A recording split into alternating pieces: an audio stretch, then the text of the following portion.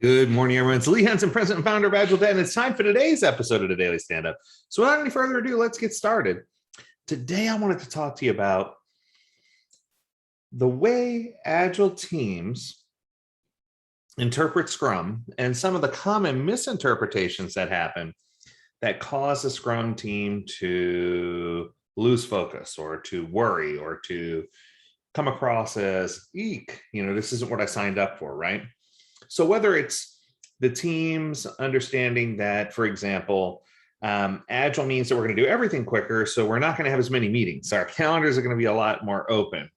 Or if it's the subconscious telling them that Agile means no documentation, little things like that, right? But there are some key things that are interesting that I think cause a lot of misinformation or misunderstanding. And one of those happened all the way back in 2001.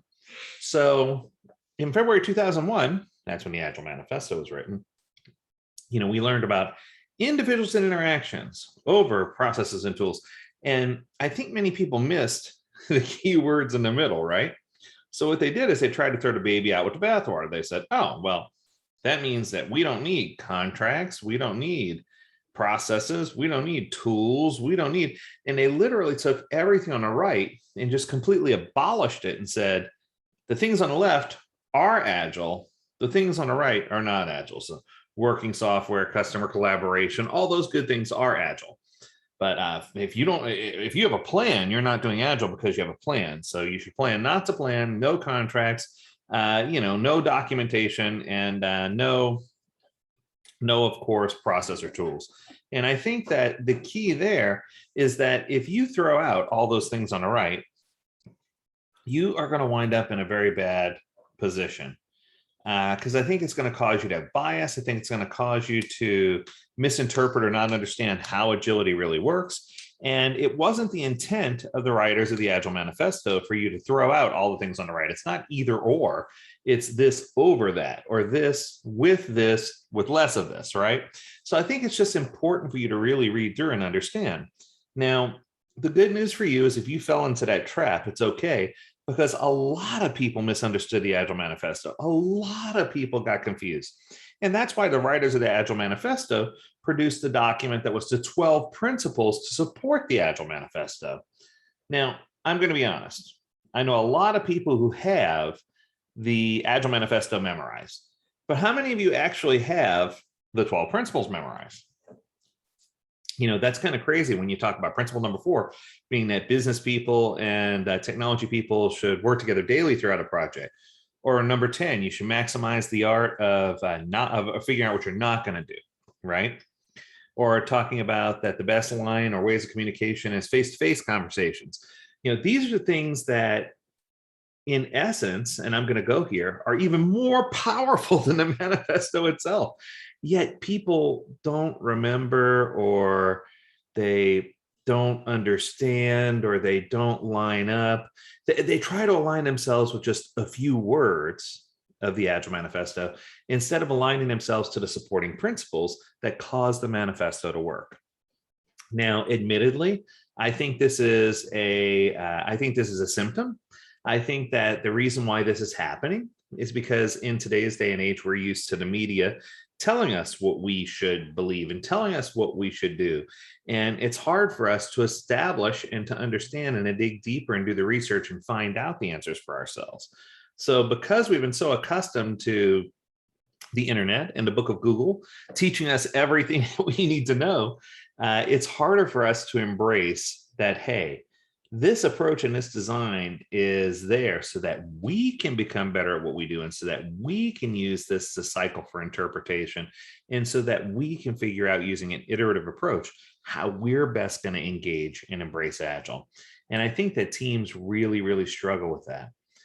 I think the one principle that resonates the most, and it leads me to my third and final misinterpretation I'm going to cover today, is the principle regarding sustainable pace. I think that sometimes we forget that, sustainable pace means just that we're going to have to slow down before we speed up. And I think that, I often call this the Agile Speed Bumps, if you will. In order to have safety in a residential neighborhood, many times organizations like homeowners associations go in and put speed bumps or, the little speed humps throughout the neighborhood to slow down people who are driving in case there are children playing or activities that are happening. It really does help prevent accidents. It really does help prevent injury, and it helps people be more safe.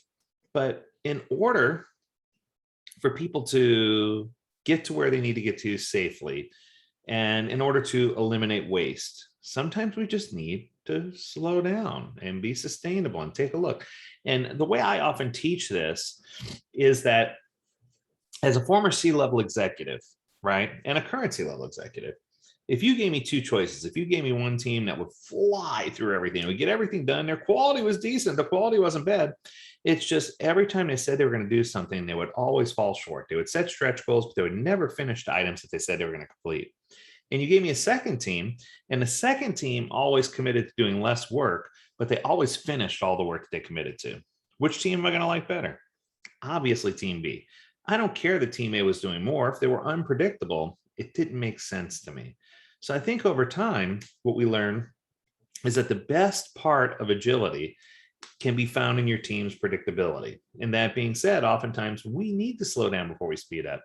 So I had a student in class ask me, how consistently should we see this, the velocity increase? Or over time, should the velocity continuously increase? And my answer, of course, was no. That at some point the team's going to plateau. But when I say plateau, it doesn't mean that it's always going to be, 20 points, 20, 20, 20, 20, 20, right? That's not what it means. There's going to be ebb and flow.